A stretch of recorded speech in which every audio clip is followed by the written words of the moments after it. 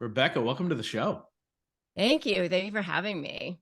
Yeah, I'm beyond excited to have this conversation with you. We obviously met at the Unstoppable Success Summit, Amberly Lago's amazing event. And I always say, like, the collection of speakers that she brought together had the biggest heart of a group of people I've ever met in my life. And obviously you're a huge part of that. We hit it off at the dinner that we all had together the first night. And I was just enamored by what you do and how you impact the world and how you got there. So I'm going to allow you to take a second and talk about who is Rebecca today, and then we'll break down how you got there. Yeah. Well, I mean, I guess, first of all, let me just say the nod to Amberly, just because that's who Amberly is, right? So who am I today? I always say I'm an attorney by trade who I teach people how to negotiate with narcissists. But really my mission is to help people break free from toxic relationships and negotiate their best lives. That is what I do. And I got here because I actually was in a relationship with someone a few years ago, who it was a business relationship, a business partnership with a person who turned out to be a covert narcissist. And this was after I had actually built one of the top family law practices in certainly Florida, but probably in the country. And, therefore was, and I, named by US News as one of the best lawyers in America. And so that therefore was, named one of the top 1% of attorneys in the country. So, I say all of this because I want people to know that it doesn't matter who you are, you can become victimized by narcissists, right? And I didn't know what a covert narcissist was. I didn't know that women could be narcissists. I didn't know that, there was so much I didn't know. Yeah. And so I really, during COVID, started talking about how to negotiate with narcissists on YouTube. And because I couldn't practice law at that time, and my channel started picking up steam. And this was really only like 2.5 years ago. And so now I sit here with you and I don't even practice law anymore because I do this full time. And I have over 35 million, close to 40 million views on YouTube at this point. And I get, a few million views a month, I think, on my YouTube channel. And I've sold many thousands and thousands of my programs, which is called S.L.A.Y Your Negotiation with a Narcissist, to people all over the world. And this is what I do full time. I have a pretty large team who helps me with what I do, and I speak all over the world. And, really more importantly to me is the impact that I'm having. And that is, I'm transforming lives all day, every day, and helping people break free from toxic relationships, business relationships, personal relationships, family relationships. And that's what I do. That's what I do.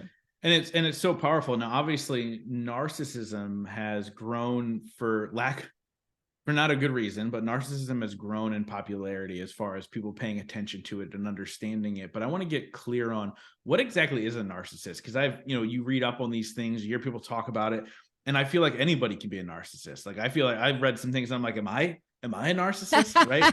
Like, it's like the list is very abundant, but get clear for my audience. Like, what is a narcissist? Like, who are we really speaking about? Yeah. A narcissist, so narcissism is truly a legitimate personality disorder. that is recognized by the DSM-5, which is what psychologists and psychiatrists use to test for personality disorders. And it is a spectrum.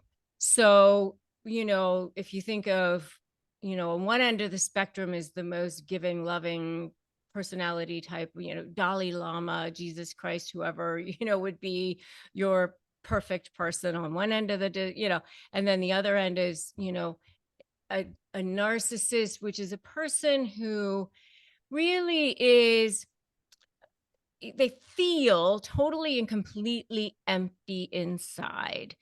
And I say feel, and I try to make sure I emphasize that because every human being is inherently valuable, inherently worthy, but they feel totally and completely empty inside. And so, because they feel that way, they have to get all of their value from outside external sources, which is what we call narcissistic supply. And so they're in survival scarcity mode all the time. And so they get that supply from basically you or whoever's in their world.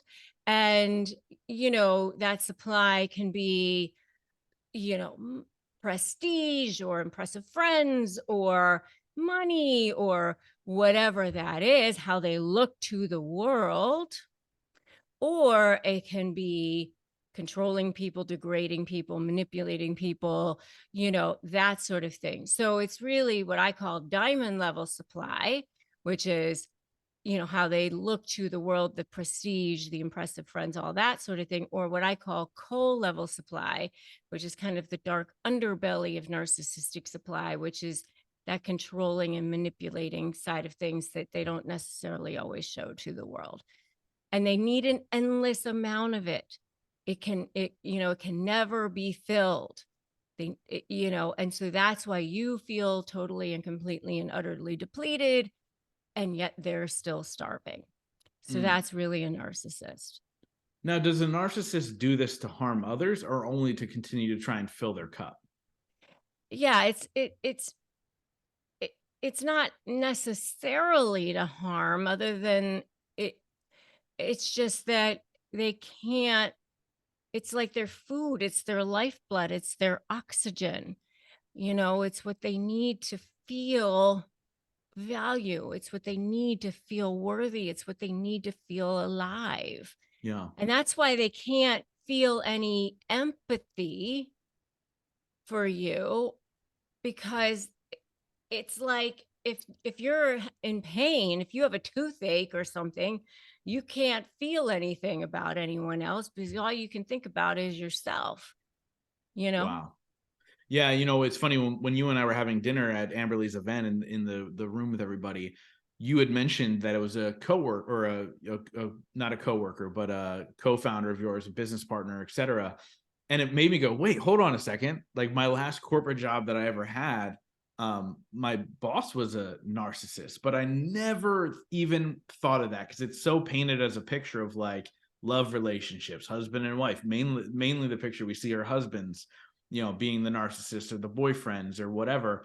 But talk a little bit about that. Like when you're in a business environment, whether you're an employee or business partners, like what are some of the signs people should look for? And then how do you begin to navigate that? Because obviously you did a great job at navigating yourself out of that situation. What does that look like for somebody? Yeah. So, I mean, and they could be covert too, by the way, which is what I had. So that might be a person who is taking credit for your work, or, you know, being very passive aggressive, saying that they're going to do something and then not doing it. Um, constantly painting themselves as a victim of something, uh, triangulating, pitting people against each other, uh, c- competing with you constantly, withholding information, not telling you about meetings, and then pretending like, oh, I thought I told you. leaving you off of BCCs or CCs of emails, things like that. All of that sort of thing might be something that happens in a work situation, Yeah. where you end up looking bad in situations, and and you're trying to defend yourself or explain yourself in those situations. Yeah, and how can you defend yourself? Talking about the negotiating side of things, like how can you defend yourself or without making yourself look like a victim, right? When I think about a workplace thing, nobody likes the person who's just like, oh well, no, I swear I did this or did this. So how would you go about, I don't even know if my question makes sense, but how would you go about like defending yourself without looking like you're making it up or you are the victim? Well, I mean, once you realize what's going on, you have to stand in your power. I mean, I think that is the most important thing. And one of the best pieces of advice I ever got from a coach was the people will think what you tell them to think. And that is, the more powerful that you stand, the more you know people read your energy, no matter who you are. And if you come into a room standing in your power, feeling in your power, that is how you will be perceived.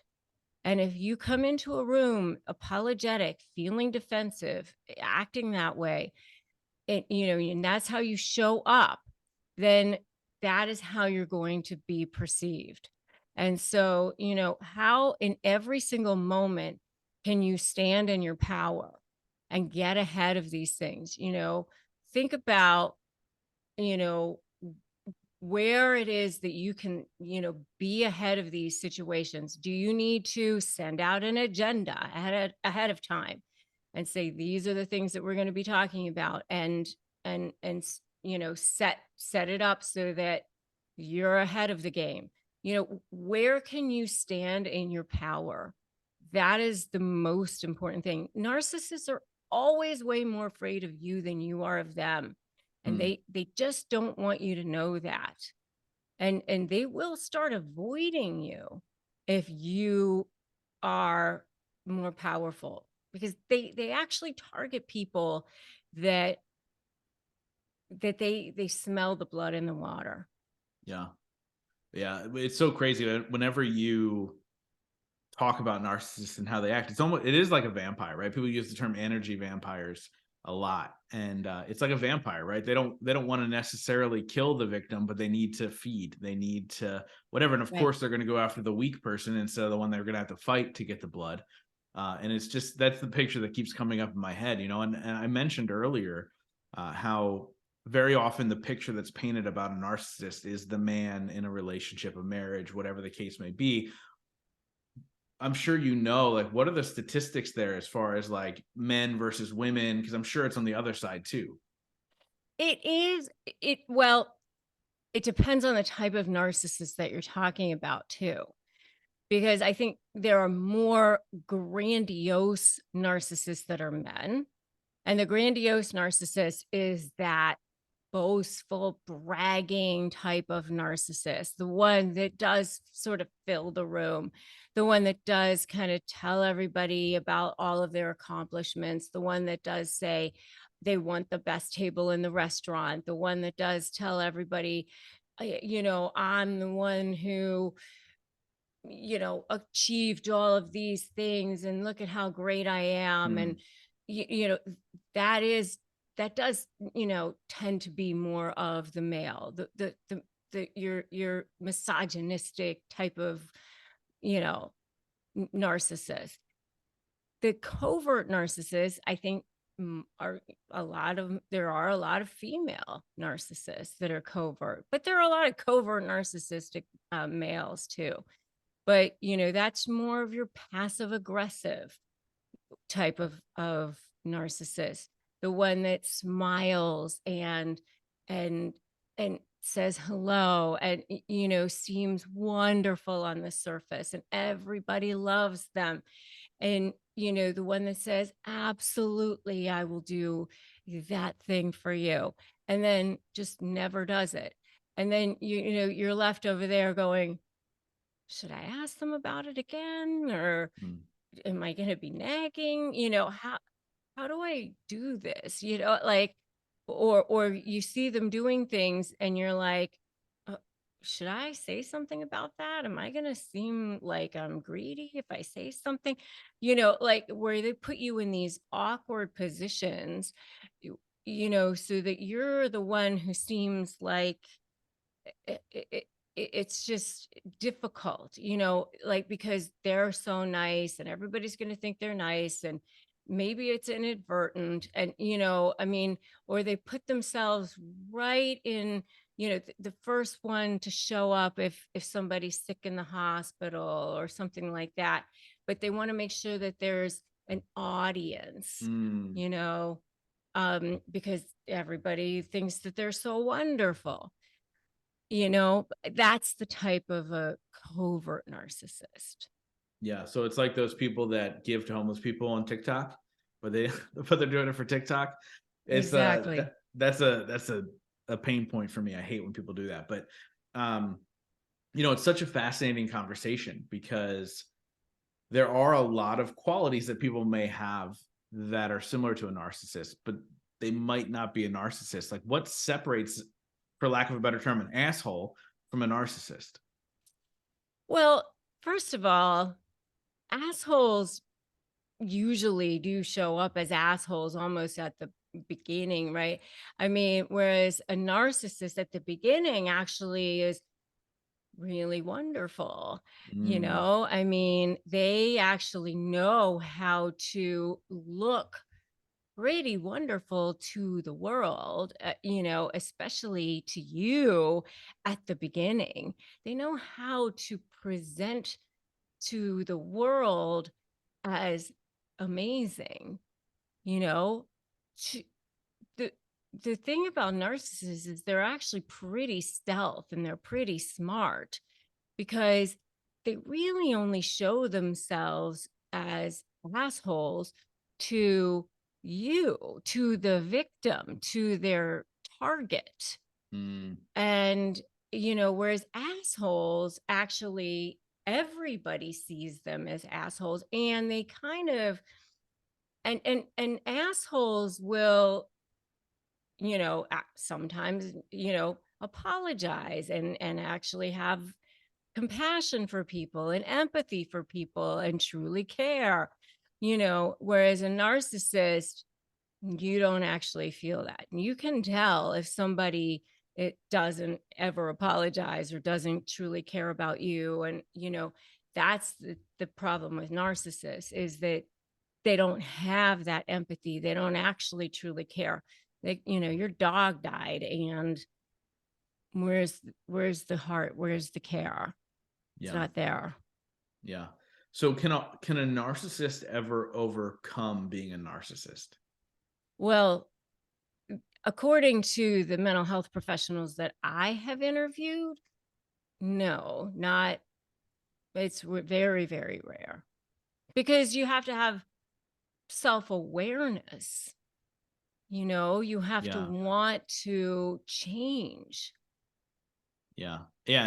And then obviously that's what they lack, right? They lack the ability to be anything other than what they are in that moment, unless they're pretending to be somebody else, which is such a fascinating, like, I think for me, it's so hard for me to wrap my head around that people are able to masquerade as somebody else just to get what they want, and then abuse and do all the things that a narcissist does to a victim in so many ways. And so if you find yourself if somebody finds themselves in a situation where they are with a narcissist, whether it's a narcissistic business partner or relationship, or even, you talk about family, right? Like, talk about parent and child, like, that's a Huge scary one. thing. Huge one. Actually, you know what? Let's go there before I ask that question. Let's talk about that, right? Like, as a child who was raised by a narcissist, like, what do you do? Like, how can you escape that?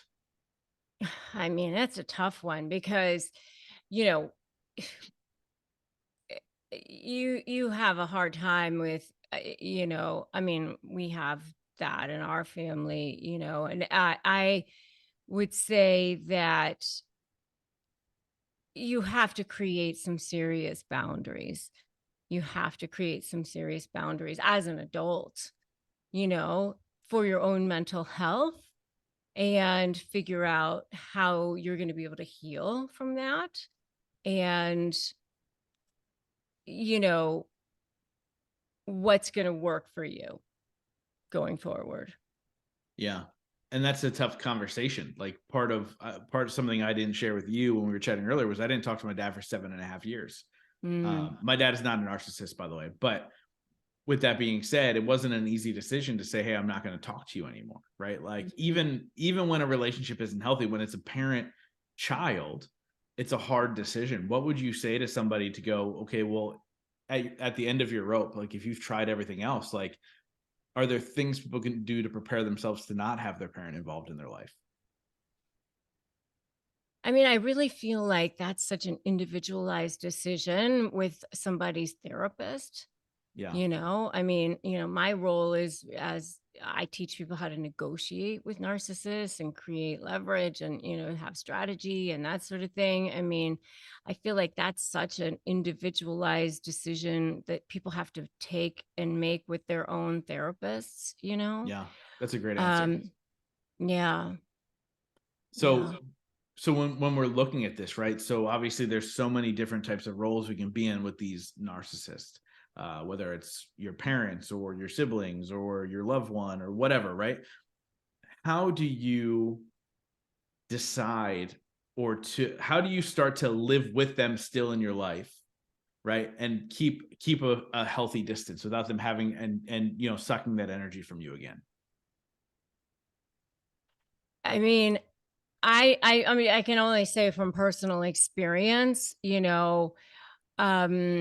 it's just such an individualized decision. I mean, I'm just saying for my husband's family, he's got some people in his life that are close to him. And, we just had to make decisions in our life that was like based on what was healthiest for us and what worked for us and for him.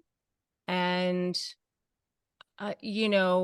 so that his mental health remained utmost. And it's so hard, especially when you love the people, but yet you understand that they're not mentally healthy. Yeah. And there's a sense of having to love yourself, right? Yeah. I think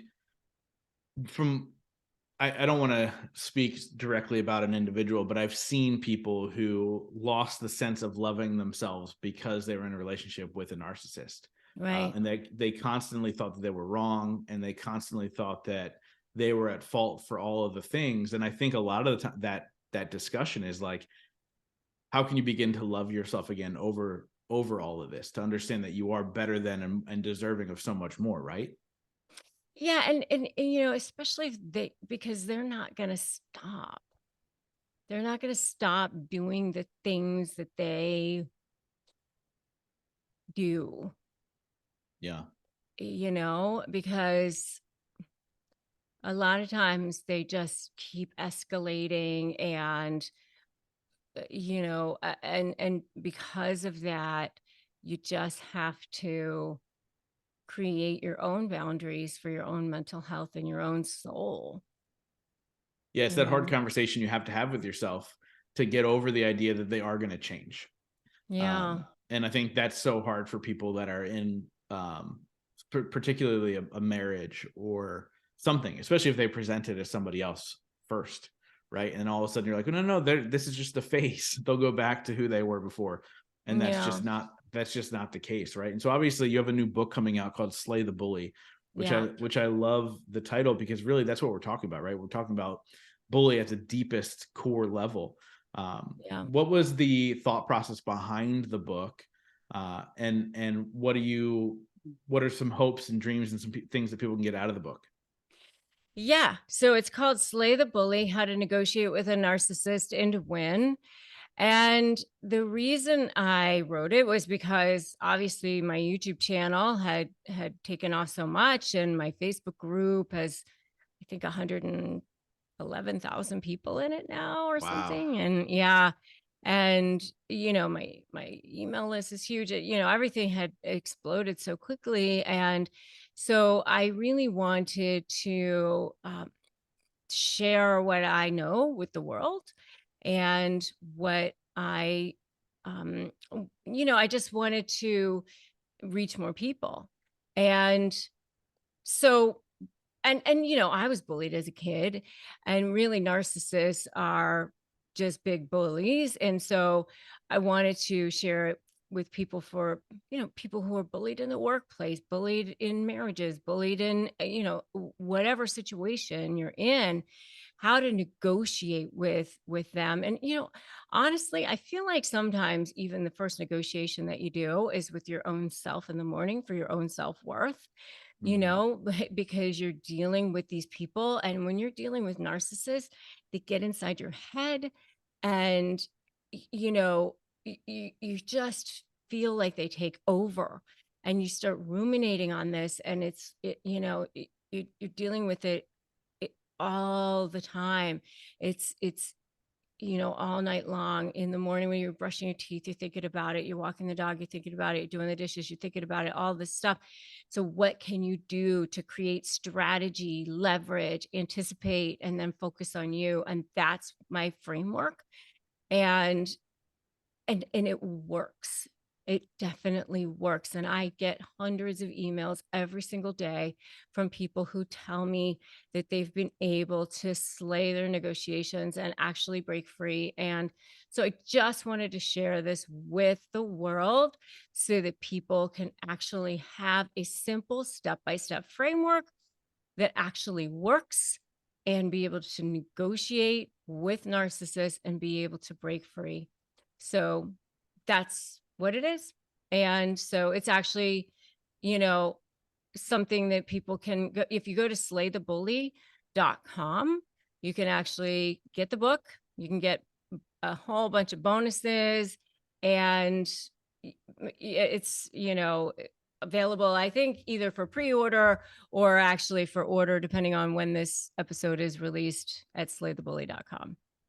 I love it. And I love what you're doing in the world. Like, it's something that I've heard of so many people, some very, very close to me, who've suffered at the hands of a narcissist or multiple narcissists. And I do want to ask this: before it's identified, do you feel like somebody falls into the trap of multiple narcissists?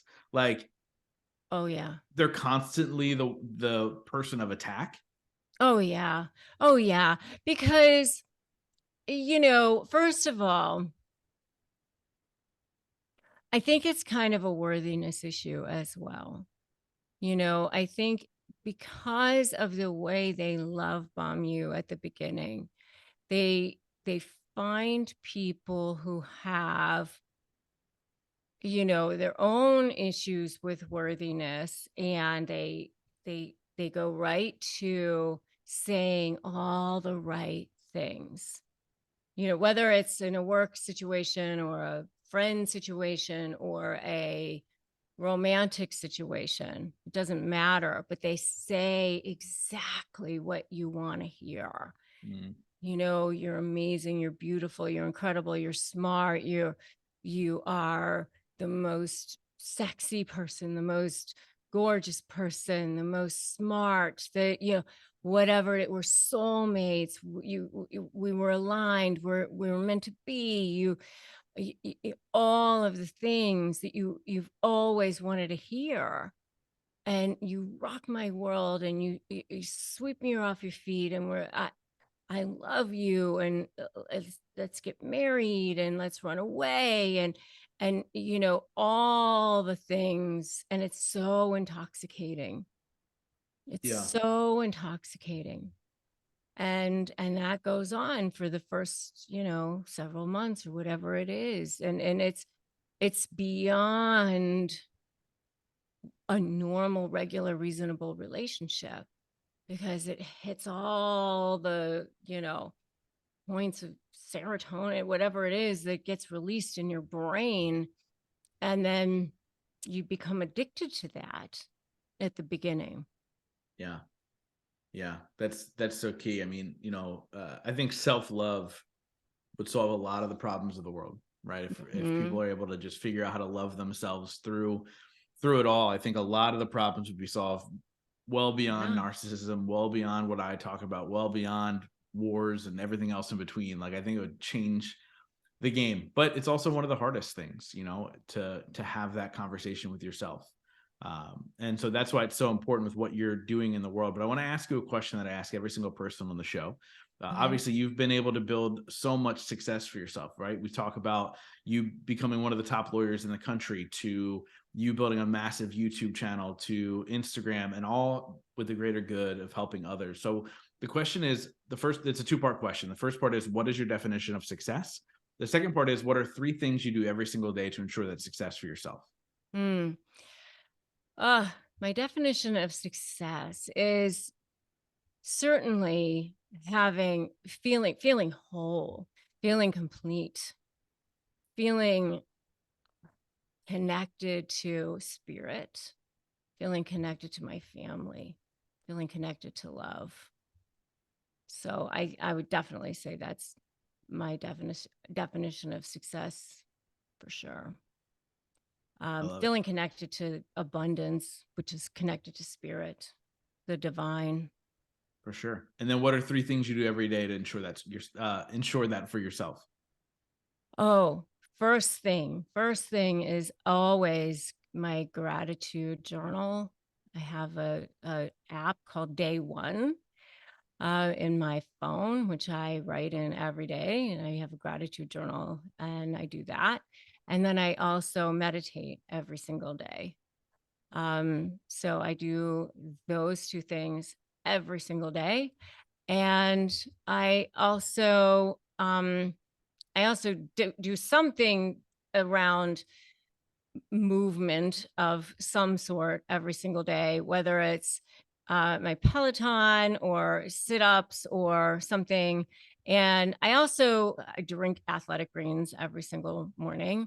They started sponsoring my podcast, and they sent it to me for free, and I'm Awesome. hooked on that. So yeah. You're like, now I can't go without it. So if they ever stop sponsoring, you're like, I got to pay for it anyway, right? Exactly.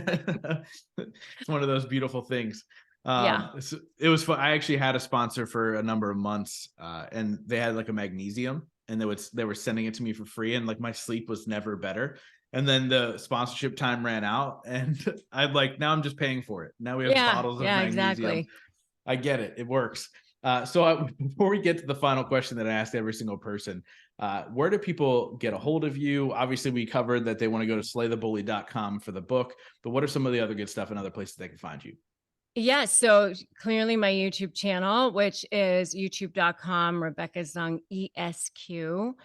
And Instagram is Rebecca Zung. My website is Rebecca Zung as well. Facebook is the same.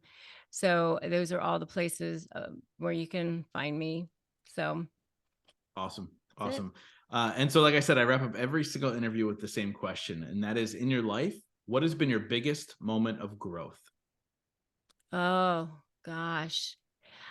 I would have to say that I had 3 kids. I got married at 19 first time, and I had 3 kids by the time I was 23, and then I got divorced. And I went Wow. back to law school as a single mom with 3 kids at night. And then I was a single mom.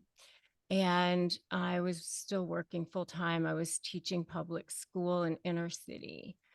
Wow. And I still made law review. And, you know, I got my job. I met my husband in law school, and we got married, and I had a 4th child with him. We've now been married for 23 years, and we have a 20-year-old daughter together. And I went on to build one of the top family law practices in the country. So I think that's like the biggest thing for me is I overcame all That's that. huge. That's huge. I mean, 3 kids by 23, that in itself is a feat. And then you go on to just crush life. I love it. Rebecca, thank you so much for coming on and sharing your journey and your story with my audience. And more importantly, with the impact you're making in the world that's truly saving lives. At such a deep level. I think it's huge. So kudos to you, and thank you so much for doing it. Thank you. Thank you for having me.